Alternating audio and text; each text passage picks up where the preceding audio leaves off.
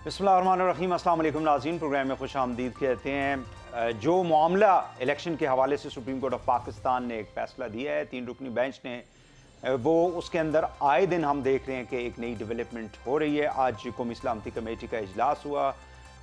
बताया जा रहा है कि उसके अंदर मुल्क के अंदर ओवरऑल जो इंटरनल एक्सटर्नल सिक्योरिटी है उसको डिटेल के अंदर डिस्कस किया गया। बट एक बात के ऊपर जो है इत्तेफाक पाया गया कि किसी किस्म का मुल्क के अंदर अदम इस्तेहकाम जो है उसको अलाउ नहीं किया जाएगा। साथ ही साथ हमने देखा है कि जस्टिस अतहर मिनुल्लाह साहब जो कि पहले जो बेंच बना था ओरिजिनली असखुद नोटिस के तहत, उससे वो अलहदा हो गए थे और उनका एक नोट जो है वो बाकी था, जो आज इख्तलाफी नोट जो है 25 सफ़ात के ऊपर सामने आया है, जिसके अंदर 3 नुकात जो हैं उन्होंने भी इम्पॉर्टेंट नुकात उठाए हैं। एक तो जुरिस्डिक्शन जो है 184(3) की, उसके ऊपर डिटेल में उन्होंने बात की है कि कोई भी ऐसा मामला जो है उसमें अवाम का जो एतमाद है उसको मलूज़ ख़ातर जो है वो रखना चाहिए, स्पेशली असखुद नोटिस के हवाले से या इस जुरिस्डिक्शन को जो है 184(3) की को इस्तेमाल करते हुए। दूसरा, उन्होंने फुल कोर्ट की बात अपनी इस इख्तलाफी नोट के अंदर की है, जो कि पहले भी हमने देखा कि बाकी जो जज साहबान थे उन्होंने इसके ऊपर बात की थी। और तीसरा, उन्होंने कहा है कि ये 4-3 का जो है वो डिसीजन बनता है। इसके अलावा पॉलिटिकल जो कुछ हैपनिंग होती रही है पिछले साल के अंदर, इमरान खान साहब जिस तरह से हुकूमत से बाहर आ गए, उस हवाले से भी उन्होंने अपने इस नोट के अंदर जो है उसकी तफसीलात जो हैं वो बयान की हैं। इसका क्या जो ऑलरेडी एक फ़ैसला आया है 2-3 रुकनी बेंच का, जो उन्होंने चीफ जस्टिस पाकिस्तान की सरबराही में जो कि इलेक्शन कमीशन को कहा है कि आपने 14 मई को इलेक्शन करवाने हैं, उस फैसले के ऊपर इसके क्या असरात मुरतब हो सकते हैं, इसकी कानूनी हैसियत जो है वो क्या है। और दूसरा ये कि जो कौमी सलामती कमेटी का इजलास हुआ है, उसके बाद क्या सुप्रीम कोर्ट की डायरेक्शंस हैं ECP को या जो मुतलका इदारे हैं जिसमें फाइनेंस मिनिस्ट्री है या दाखिला है या दिफा है, वो आगे चल के क्या इस हवाले से गाइडलाइन जो है वो लेंगे। इन तमाम इश्यूज़ जो हैं उनके ऊपर हम आज के प्रोग्राम में हम गुफ्तगू करेंगे। मेरे साथ मौजूद हैं जनाब अशतर औसाफ साहब, साबिक़ attorney general of Pakistan, senior advocate supreme court of Pakistan. बहुत शुक्रिया अशतर साहब, आपने हमें टाइम दिया। हमारे साथ मौजूद है जनाब अज़हर सदीक़ साहब, सीनियर एडवोकेट हैं आप सुप्रीम कोर्ट ऑफ पाकिस्तान के। बहुत शुक्रिया आपका भी जनाब अज़हर सदीक़ साहब, आपने हमें टाइम दिया। पहले तो बात अशतर साहब आपसे कर लेते हैं कि ये जो डाइसेंटिक नोट जो है जनाब जस्टिस अतहर मिनुल्लाह साहब का, इसका कितना इम्पैक्ट हो सकता है, जो ऑलरेडी डिसीजन सुप्रीम कोर्ट ने दे दिया है और एक शेड्यूल जो है इंतखाबी ख़ासकर पंजाब के अंदर वो भी अनाउंस हो चुका है और उसके ऊपर ECP जो है वो काम कर रहा है। देखिए, मैं इसके 5 हिस्से करूँगा। पहला हिस्सा जो पहली वाली सो मोटो और उसके अंदर सो मोटो में ज़म हो गए, वो पिटिशन जो कि फाइल की गई थी वो। दूसरा हिस्सा होगा उसका जो कि कंटिन्यूएशन में बाद में जो जजेस बैठे और उसके अंदर उसका क्या इम्पैक्ट होगा। तीसरा, जो काजी फायज़ ईसा साहब ने ऑर्डर पास किया और वो इंटरिम ऑर्डर था जिसके तहत उन्होंने जो सो मोटो और 184(3) के मुतल्लिका बातें की और रूल्स की बात की। और नेक्स्ट जो मैं बात करना चाहूँगा वो है कि जो पेंडिंग लेजिस्लेशन जिसको अभी सदर मुमलिकत ने दस्तखत करना है और अगर वो ना करें तो जॉइंट सेशन में उसको पास किया जा सकता है। और अल्टीमेटली जो 5वीं बात होगी वो ये है कि ये सारा सिलसिला हमें कहाँ लेके जा रहा है। सो आखिरी वाली बात से मैं पहले शुरू कर देता हूँ कि जो सारा सिलसिला चल रहा है ये माखसाना जो सिलसिला है, this is not taking us anywhere. हमारे तमाम इदारे जो हैं इस वक्त एक ऐसी पोलराइज्ड सिचुएशन में आ गए हुए हैं जिसके अंदर तरह तरह की बातें की जा रही हैं, उंगलियां उठाई जा रही हैं और इससे सिर्फ एक ही चीज़ आप सामने आ रही है, कोई कि इदारे जो हैं बशमूल supreme court of Pakistan, parliament, executive, आपकी जो सारे मईशत है, आपकी जो इंडस्ट्री है और ये सारा सिलसिला इस वक्त एक जमूद का सा शिकार होता जा रहा है। So this is not something good. और ये सारी की सारी पॉलिटिकल बातें हैं जो कि पॉलिटिकल अरीना में होनी चाहिए, और अनफॉर्चुनेटली ये सारी बातें जब इस तरीके से गड़बड़ हो गई हैं तो ये सारा सिलसिला हो रहा है। दूसरा अशरफ साहब जो जी, कानून, इससे पहले कि आप अपने बाकी नुकात के ऊपर आए, मुझे ये बता दें कि आइन क्या कहता है कि 90 दिन के अंदर इंतखाबात होने चाहिए, जो सुप्रीम कोर्ट उसमें ने तो कोई कहा है, शक नहीं, जिसमें जी उसमें कोई शक नहीं। और ये सवाल भी नहीं था, जी ये सवाल भी नहीं था और जवाब भी ये नहीं आया। सही है। सवाल तो हो नहीं सकता था बिकॉज वहां तो लिखा हुआ है 90 दिन में। लेकिन सवाल ये था कि क्या इन 90 दिनों की जो बात है, क्या इसके अंदर कोई लचक आ सकती है, और अगर आ सकती है तो किन वजूहात की बुनियाद पे आ सकती है। और जो जवाब आया वो ये है कि बिल्कुल आ गई है, और जो पहले भी डेट फिक्स की गई थी वो भी बियॉन्ड 90 डेज थी। जी ऐसा बिल्कुल। नहीं है कि बियॉन्ड 90 डेज नहीं थी। और अब भी जो डेट फिक्स की गई है वो भी बियॉन्ड 90 डेज है। तो जवाब जो है वो उसी का सवाल का ही आना चाहिए। लेकिन यहाँ पे और बहुत सारी बातें आ गई हैं। सवाल जो बेसिकली है वो ये है कि क्या ऐसी जमात जो कि एक ऐसी सिचुएशन को क्रिएट कर दे जिसके जरिए मुल्क के अंदर इस तरह की सिचुएशन बन जाए जहाँ पे आपकी तवानाइयाँ जो कि सरहदों पे होनी चाहिए, जो मुल्क और कौम के लोगों की फलाह के लिए होनी चाहिए, और वो सारी चीज़ें जो है वो सारी की सारी मरकूज हो जाएं इलेक्शंस में। और किस तरह के इलेक्शंस में? उन इलाके में, उन जगहों पे जहाँ पे पहले से ही वो जमात अक्सरियत में थी। सो अक्सरियत में जो जमात हो वो अगर इसको एक डिसमिस कर देती है अपनी असेंबली को, तो क्या वो अपने इन बातों का फायदा उठा सकती है? और क्या गारंटी है कि ये दोबारा इस तरीके से आके फिर से उसको डिसबैंड नहीं कर देते? आपके सामने बड़ी छोटी सी मिसाल मैं दे देता हूँ। उस जमात के जो सरबराह हैं उन्होंने कितने हल्कों से इलेक्शन लड़ा और फिर उसका क्या हुआ? उन इलेक्शंस के ऊपर पैसे क्या खर्च नहीं हुए? हुए ना? तो फिर क्या हो गया उसका? Did he join the assembly? No, he did not. तो ये क्या सिलसिले चल रहे हैं? ये जिस तरीके से ये ट्रैक रिकॉर्ड बनाया जा रहा है, ये इस मुल्क के अंदर इलेक्शंस को भी बिल्कुल मुतनाज़िया बना देगा। और लोग कहेंगे कि इन इलेक्शंस का फायदा क्या है कि हम तो भेजते हैं लोगों को असेंबली में और वो मेजॉरिटी में वहां बैठे हैं, हुकूमत बनाए बैठे हैं, और वो कहते हैं कि नहीं हम इसको तोड़ देते हैं और दोबारा इसी असेंबली में आना चाहते हैं। ये मुझे तो लॉजिकल नहीं लगता।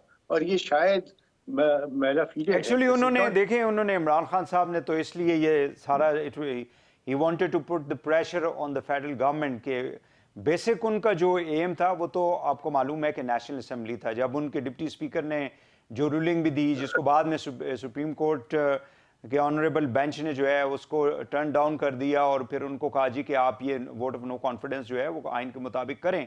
सो वो तो आपको मालूम है कि उनकी तो कोशिश ये थी कि पूरे मुल्क के अंदर इलेक्शन हो जाए। अब वफाकी हुकूमत जो है वो कहते नहीं अक्टूबर में होंगे, उससे पहले नहीं हो सकते। सो बुनियादी तो वफाकी हुकूमत ये जी नहीं कहती। No no no no, I don't think वफाकी हुकूमत ने ये बात की है। नहीं, वो तो वफाकी अक्टूबर का हुकूमत ने कह रहे इसके हैं ना। ऊपर ये बात तो की है नहीं ना नहीं, वफाकी हुकूमत ने कि देखिए टाइम पे ये होंगे। इलेक्शन टाइम तो कमीशन, अक्टूबर में ही आएगा। देखिए वो इलेक्शन कमीशन ऑफ पाकिस्तान वो है नेशनल असेंबली की बात। जी, इस वक्त नेशनल नेशनल असेंबली की असेंबली मैं के बात इलेक्शन कर की रहा हूं। बात, नेशनल जी जी, असेंबली इस के वक्त इलेक्शन इलेक्शन, करवाने के लिए 2 हुकूमतों को उन्होंने तोड़ा। ये मुझे मुझे इसकी लॉजिक नहीं समझ आ रही कि आपकी गवर्नमेंट है, आप उसमें मेजॉरिटी में है उन असेंबलीज में, और आप उसको इसलिए तोड़ रहे हैं कि आप नेशनल असेंबली में इलेक्शन चाहते हैं। और नेशनल असेंबली के जो जिन सीटों पे आप इलेक्शन लड़के जीते हैं, क्या आपने उन सीटों को इस्तेमाल किया? Did you go to the assembly? So एक तजाद नहीं है। आई एम श्योर ये लोगों के जहन में चीज आएगी कि हो क्या रहा है। क्या ये तजादात का मजमुआ नहीं है कि आप ये सब कुछ कर रहे हैं? और दूसरी बात ये कि आपने इन असेंबलियों को तोड़ा, और किस तरह तोड़ा? डिक्टेशन देके। उन एडवाइस किसकी थी? Not of the chief minister, advice of was that of the chairman of a political party. क्या उसकी एडवाइस के ऊपर असेंबलियां तोड़ी जानी चाहिए? ये एक सवालिया निशान है जिसका जवाब आना चलिए, चाहिए। अब इसका मुझे जवाब, जी अशरफ साहब मुझे ये बताएं कि क्या 232 के तहत इमरजेंसी नाफिज की जा सकती है मुल्क के अंदर? देखिए उसके लिए मारूजी हालात होने चाहिए, उसके लिए जस्टिफिकेशन चाहिए, उसके लिए सारा कुछ नहीं, होना जो चाहिए। और डिफेंस सेक्रेटरी या इंटीरियर सेक्रेटरी या आपके हमारे वजीर जो फाइनेंस सेक्रेटरी ने जाके जो रिपोर्टें पेश की हैं बिफोर द सुप्रीम कोर्ट, उन्होंने तो यही कहा है कि मुल्क के अंदर हालात जो हैं वो बिल्कुल ख़राब हैं, बहुत ज़्यादा माशी जो है हालात ठीक नहीं है, हमारी सलामती के हालात ठीक नहीं है, लिहाजा हम कोई भी ECP की मदद नहीं कर सकते किसी इलेक्शंस के हवाले से भी। तो इस जो नुक्ते को आगे ले जाया जा सकता है, डू यू थिंक कि इमरजेंसी को नाफिज करने के लिए? देखिए, that would be a question which will be answered. उसका आंसर उस वक्त होगा जब इस तरह की कोई आप हालात और वाकयात के ऊपर कोई डिक्लेरेशन देंगे। तो मेरा ख्याल है कि इमरजेंसी की बात करना इस वक्त अभी हम डेडलॉक के सूरत हाल में नहीं है कि सुप्रीम कोर्ट कह रहा है इलेक्शन करवाओ, वफाकी हुकूमत कहती है कोई ऐसा सीन नहीं है, इलेक्शन वगैरह नहीं हो रहे। नहीं, ऐसी कोई बात नहीं है। ये पॉलिटिकल बातें जो हैं, दे शुड नॉट स्वे the court, they should not स्वे एनीबॉडी। ये सारी की सारी जो है ये मारूजी हालात के ऊपर होंगे और जो हकायक हैं उनकी बुनियाद के ऊपर होंगे। किसी की विम्स पे नहीं होने चाहिए, किसी की सोच पे नहीं होनी चाहिए। मुझे ये बता दें कि जो जस्टिस अतर मिनुल्लाह साहब ने जो डिसेंटिंग नोट एक लिखा है 25 सफ़ात का, उसके ऊपर आप क्या कहेंगे? बहुत शुक्रिया। वो अपना इस लिहाज से तो बड़ा अच्छा है, एक नोट है, एक खत है। मैं तो उसको खत कहूंगा, मैं फैसला नहीं मानता हूँ जी। ठीक, पहली दफा बड़ी वजाहत के साथ बताऊं, ठीक, इसमें 3 बड़े फ्लॉज हैं। सबसे पहला फ्लॉ बड़ा मजेदार है कि ये गालबन 23 फरवरी या 24 फरवरी को लिखा गया है। ये उसकी वजूहत है ना, जो 23 और 24 को इंसिडेंट है जी, इसमें पहले मार्च के फैसले का जिक्र कैसे आ गया? देखिए ना, 23 तारीख को आपको इल्हाम हो गया था या ख्वाब आ गया था या आप नजूमी अच्छे हैं कि आपको पता चल गया कि 2 मेंबर और ने इसको खारिज कर दिया। खारिज तो जाकर उन्होंने किया 1 मार्च को। तो इसलिए इस नोट को मुनासिब यही होगा इसको वो वापस लेके करेक्शन करें, उसमें बहुत इबहाम है। नाज़रीन यहाँ पे एक शॉर्ट ब्रेक लेते हैं, वापस आके प्रोग्राम को आगे बढ़ाते हैं, हमारे साथ रहिएगा।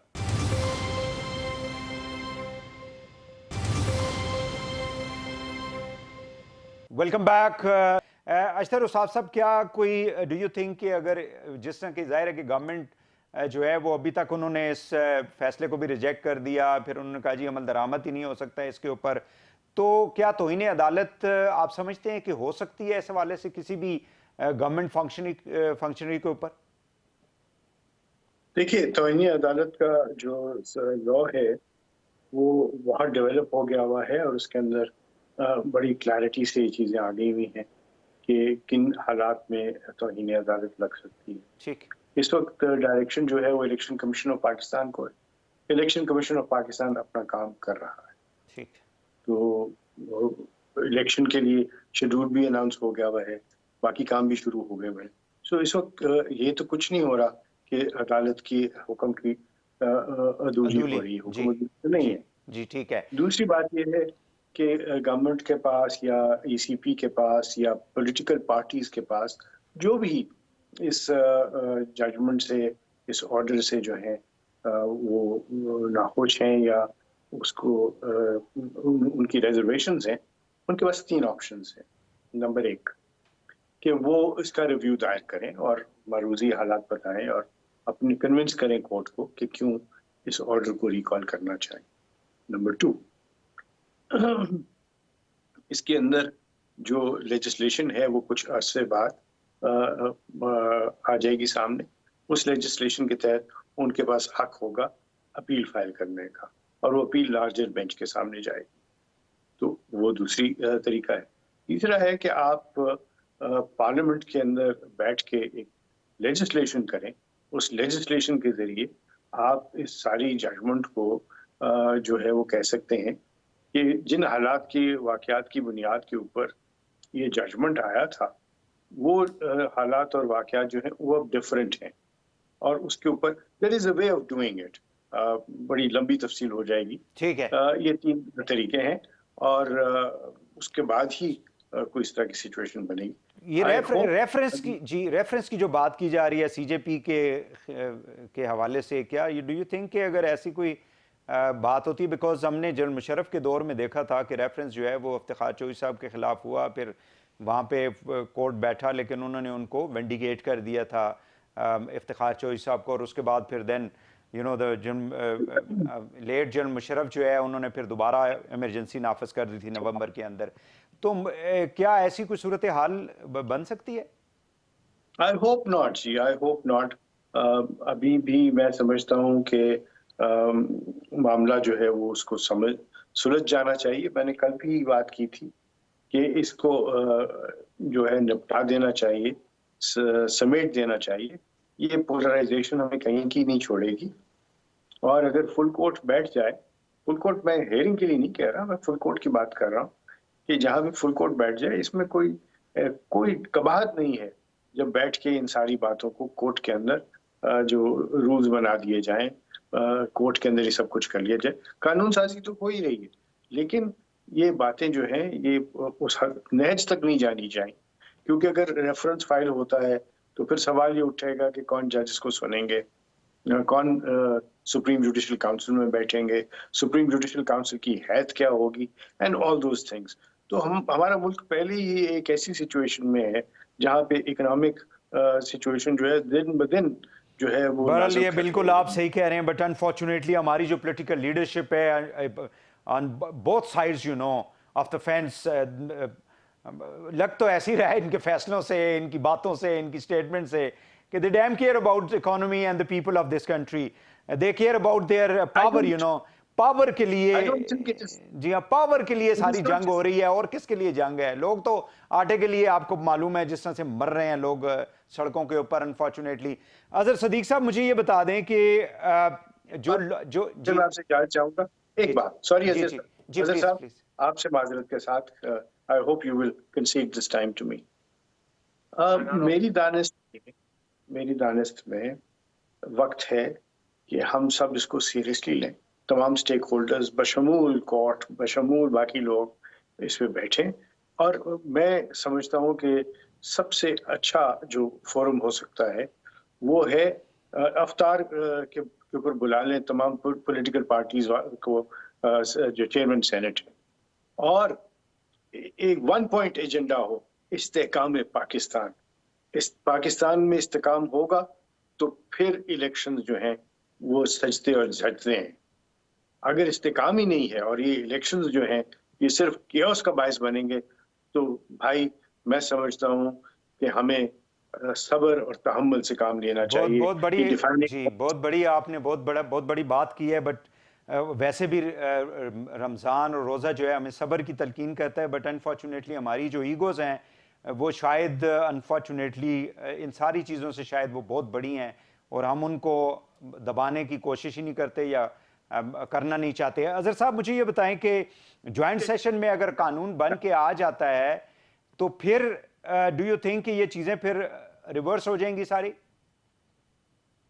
भाई साहब, पहली तो बात है, मैंने वो सारा ड्राफ्ट देखा है जो असेंबली ने पास किया है या सेनेट ने, ये बिल्कुल उसी तरह की है, ख्वाब है या एक कोशिश है जो कंटेम्प्ट ऑफ कोर्ट एक्ट 2012 में यूसुफ गिलानी के दौर में पीपल्स पार्टी ने एक ही दिन में ये कानून, और ऐसी असेंबली ने पास किया जिसमें अपोजिशन है ही कोई नहीं है। जिस तरह नैब का कानून अंडर क्वेश्चन है, तो पहली तो बात में कानूनी पोजीशन आप। दूसरी बात है, हम देखते हैं इसको, इसकी हैसियत को देखते हैं, कानूनी हैसियत को देखते हैं, तो आर्टिकल 191 को सामने रखते हुए पार्लियामान ये वाला कानून तो बना नहीं सकती। रूल्स ऑफ प्रोसीजर में ये चीजें पहले ऑलरेडी सेटल हो गई हुई हैं। या तो हो ना कि इबहाम था, कोई चीज नहीं थी इसके अंदर तो ऐड ऑन की है। और ये भी मैं शायद पहला ही कानून देखूंगा कि जिसमें पेरेंट एक्ट में अपील प्रोवाइडेड नहीं है, आप किसी सबऑर्डिनेट लेजिस्लेशन में अपील प्रोवाइड कर दें। जब आईने पाकिस्तान 1973 के आर्टिकल 184, उन्हें नहीं पता था, हमारी लेजिस्लेचर को नहीं पता था, उन्हें एक एक चीज का पता था और हर चीज का अंदाजा था इस बात को। तो 184(3) में इंटेंशन नहीं रखी गई, उसके कई रीजंस हैं, वो भी बात नहीं करना चाहता। चले आपने जबरदस्ती बैठ के अपील बनाने की कोशिश कर दी। अच्छा, इसे आगे चलते हैं। अच्छा अजहर साहब, एक खबर है, मैं वो चाहूंगा कि इसके भी कमेंट कर दें कि सुप्रीम जुडिशल काउंसिल में चीफ जस्टिस के खिलाफ रेफरेंस जो है वो दायर हो गया, इस पे क्या आप रद्द अमल है आपका? अच्छा, वो मैंने वो देखा है, एक प्राइवेट आदमी ने कोई रेफरेंस फाइल, ये रेफरेंस नहीं कहलाता, ये एक शिकायत कह सकते हैं, दरखास्त आ गई है उसका सुप्रीम जुडिशल काउंसिल के रूल्स और रेगुलेशन 2005 के देखने होंगे। That has nothing to do with it, ये नहीं, इसका कोई ताल्लुक नहीं है। और यानी ये ख्वाब है ना, गवर्नमेंट ने नहीं किया, प्राइवेट किसी सिटीजन ने किया है। जी जी जी जी, वो मैंने देख ली है, वो जरा इतना इंपॉर्टेंट इशू। और वैसे भी गवर्नमेंट भी अगर कर दे तो सवाल है कि कभी जुडिशियल वर्डिक्ट्स के ऊपर, फैसला जात के ऊपर मिसकंडक्ट का रेफरेंस नहीं आता। मिसकंडक्ट का रेफरेंस जैसे काजी फाइसा के अगेंस्ट आज तक मनी ट्रेल नहीं आया, आपके सामने मौजूद है, वो आया था, वो नहीं चल सका। छोड़े इस बात को, मैं जो आपने बड़ा इंपॉर्टेंट सवाल उठाया हुआ है, मेरी तवज्जो जरा उस पर हट जाएगी।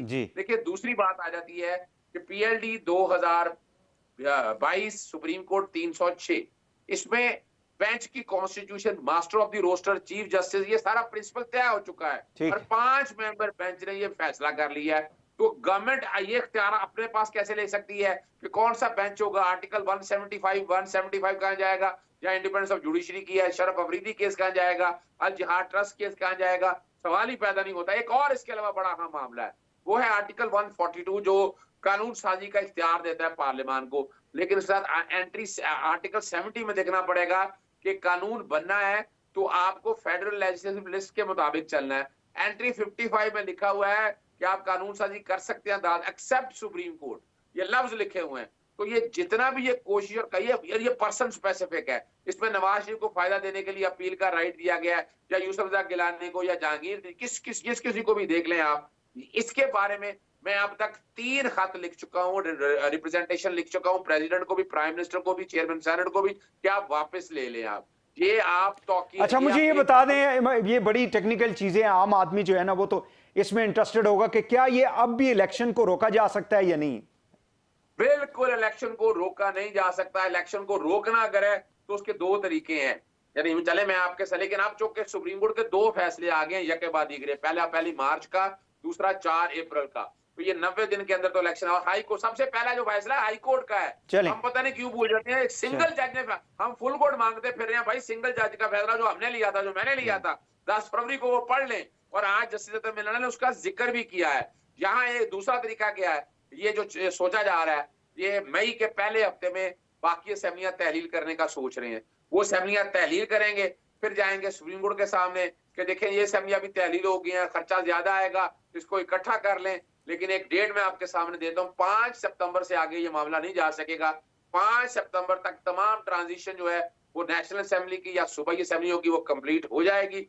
उसके अलावा सूबाई असेंबलियों को आप मजीद आगे नहीं डिले कर सकते। या अल्लाह ना करे यहाँ कोई जंग लड़ गई है, या कोई यहाँ पर सैलाब आ गया है, या यहाँ पर कोई जलजला आ गया है, अब ऐसे हालात हो तो वो एक अलग बात है। या ये हो सकता है कि तमाम स्टेक होल्डर, सियासी जमातें कहेंगे, जैसे अशतर साहब ने अच्छी तजवीज दी है, इस्तेहकाम को सामने रख के आपस में बैठ जाएं कि हम ठीक इस हो तरह गया, कर लेते हैं। ठीक हो गया, बहुत शुक्रिया अजहर साहब, आपका कीमती वक्त का। अजहर सदीक साहब और अशतर साहब दोनों मान को बहुत बहुत शुक्रिया। नाज़रीन, यहाँ पे एक शॉर्ट ब्रेक लेते हैं और वापस आके हम मुल्क की जो सलामती है उस हवाले से गुफ्तगू करेंगे।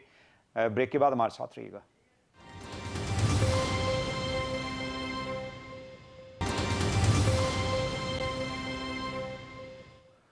वेलकम बैक नाज़रीन, जैसा कि आपको मालूम होगा कि आज जो है ISPR ने एक इंफॉर्मेशन जो है प्रेस रिलीज के ज़रिए बताया कि इंटेलिजेंस बेस्ड ऑपरेशन जो है वो किया गया, जिसके अंदर एक बहुत ही यानी शदीद किस्म का दहशतगर्द जो है, गुलजार इमाम उसका नाम बताया जाता है, उर्फ शम्बे, उसको गिरफ्तार किया गया है एक कामयाब इंटेलिजेंस बेस्ड ऑपरेशन के दौरान।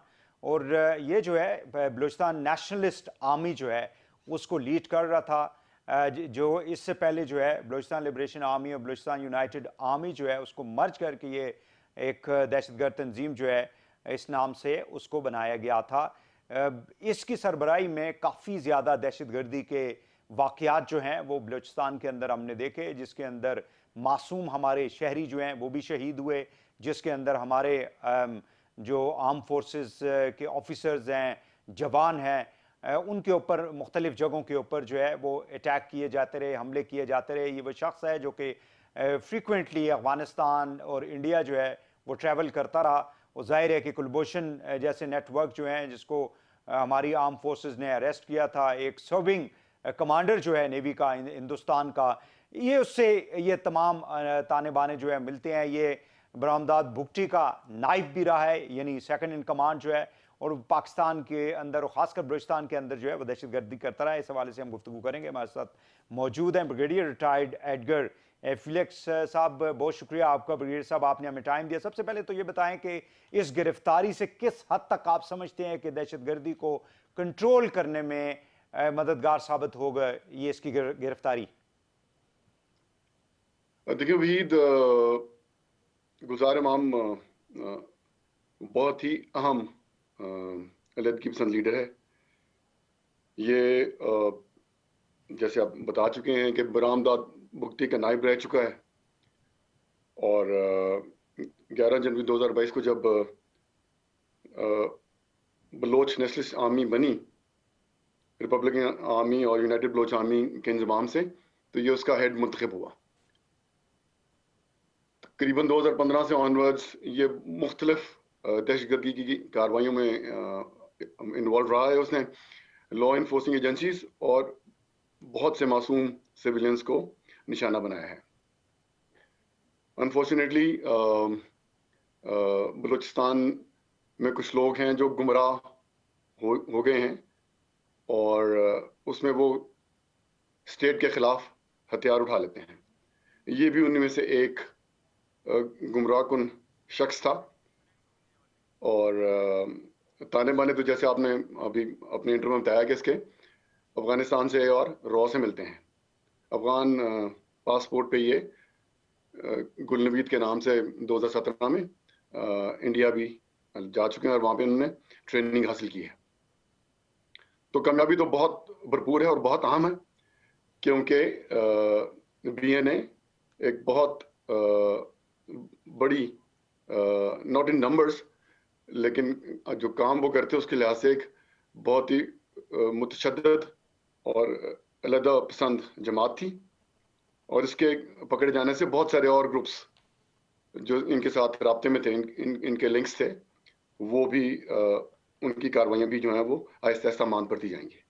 अच्छा ब्रिगेडियर साहब, ये जाहिर है कि बलूचिस्तान को अदम इस्तेकाम में ले जाने का मकसद जो है, हमारी जो दुश्मन ममालिक हैं, ख़ासकर हिंदुस्तान है या बाकी जो रीजन के अंदर लोग हैं, वो सी पैक जो है वो एक उनका बहुत बड़ा टारगेट था कि सी पैक को नाकाम किया जाए। सो डू यू थिंक कि इस तरह की कार्रवाइयाँ करने वाले जब अरेस्ट हो जाते हैं, उनके खिलाफ कार्रवाइयाँ होती हैं, तो हमारे जो ख़ासकर बलूचिस्तान की जो तरक्की की राह में जो रुकावटें पैदा करना चाहते हैं, वो जाहिर है कि उनको नाकामी होगी?